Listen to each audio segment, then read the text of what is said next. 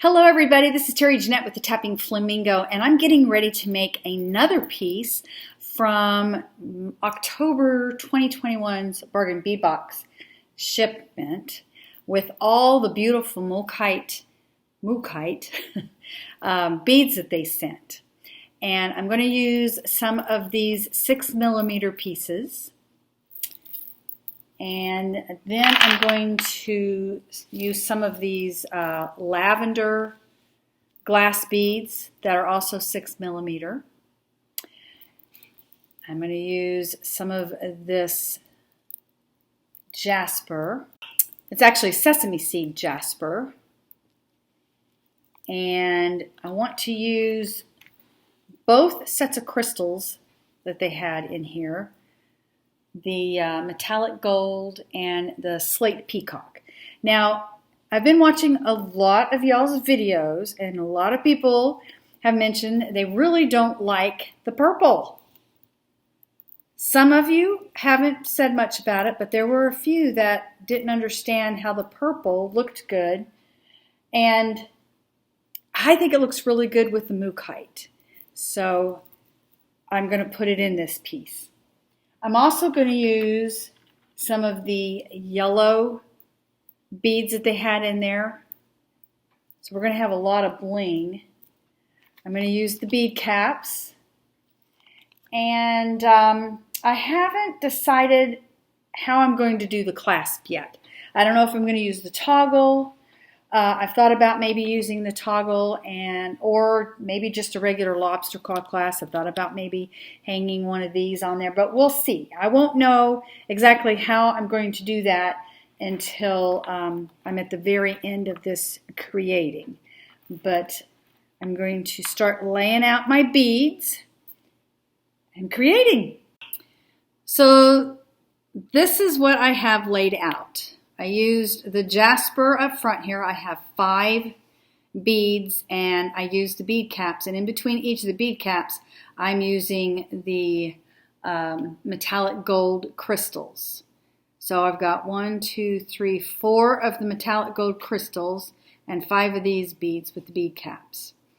So then I'm using the yellow crystals, and then I have the Moukaite, which I have a Moukaite and then metallic gold, crystal, Moukaite, and every other one like that.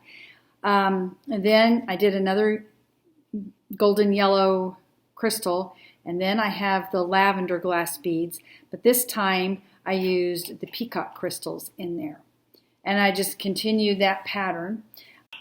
So another thing I did was I made sure that in the 3 Moukaite, the middle one was more of a yellow or cream colored. And then at the very end here, I finished it off with a jasper flanked with a bead cap, and then I'm using a gold tone seed bead at the very end.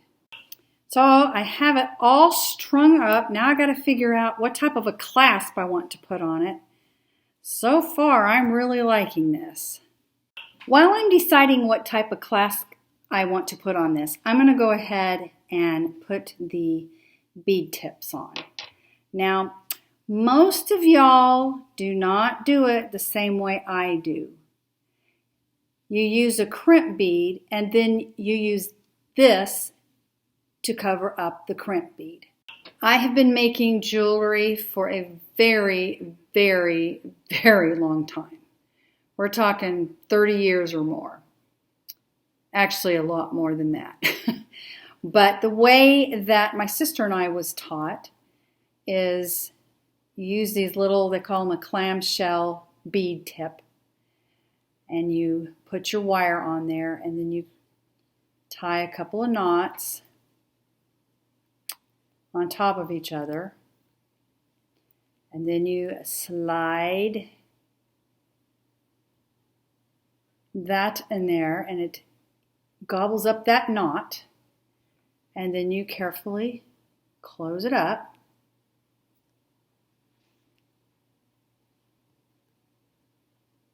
like so, And then you get your cutters. You clip it. And then I always kind of like to feel to make sure nothing's sticking out. If there's anything sticking out, you can usually just take your nail and kind of push it in there a little bit more and make sure it's not going to scratch anybody's neck that's wearing this. Now the other side is a little different. It's pretty much the same, but you're going to have to feed the knot into the opening of this bead tip. And I like to use just a straight pin, one that's a little longer. And I tie a couple of overhand knots. Just feed it in there like so.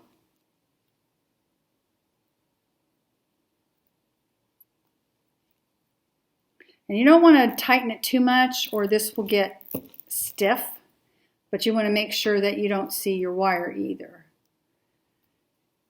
And then you're going to tie another knot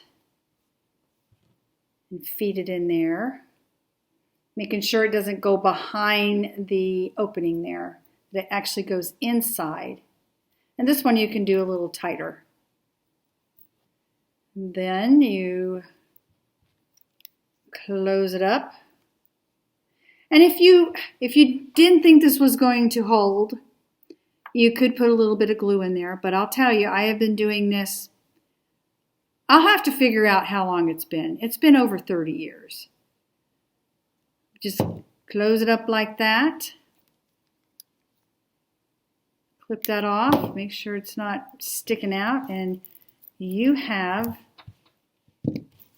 someplace where you can put your clasp. Now I'm thinking about doing the toggle, but I'm not 100% sure on that. I got to get some jump rings. I could hang them right off of this, but I think I want to get some split rings. I need to measure this to see how long it is. So I measured this and it's just a smidgen under 17 inches. I want it to be an 18-inch or close to it. So I don't think just using this is going to get me to that length. So that's why I want to see if I can find me some split rings to go on here. So I found a couple of split rings. They're not as big as I wanted them to be, but they'll work. Let me get my split ring pliers here.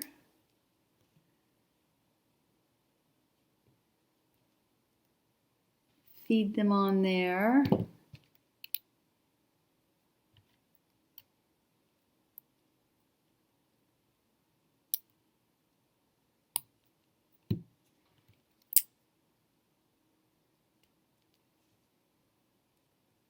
And this should get me pretty close to the 18 inches that I want.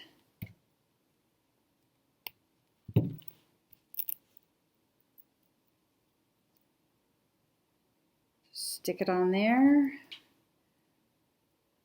Close it up. You want to make sure it's closed so it's not going to come apart. And like I said, I've been doing necklaces like this for a very long time, and I'm still wearing a lot of them. I've never had any come apart. Now, that being said, if somebody was to actually come and yank it off your neck, then yeah, it's going to come off. But you know what? That's actually a good thing, because then it's not a choking hazard. But there is the necklace. I'm loving the way it came out. And let's see how long it is. Okay, so we're looking at, there's 12. How about that? It is exactly 18, well, it's a little less.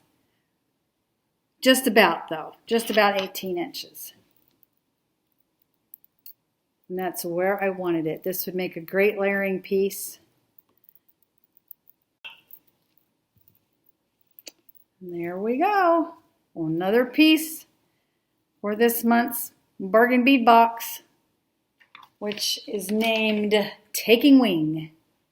Let me know what you think of this. I would really appreciate a thumbs up. Mostly though, I hope y'all have a fantastically wonderful day. This is Terry Jeanette with the Tapping Flamingo signing out for now.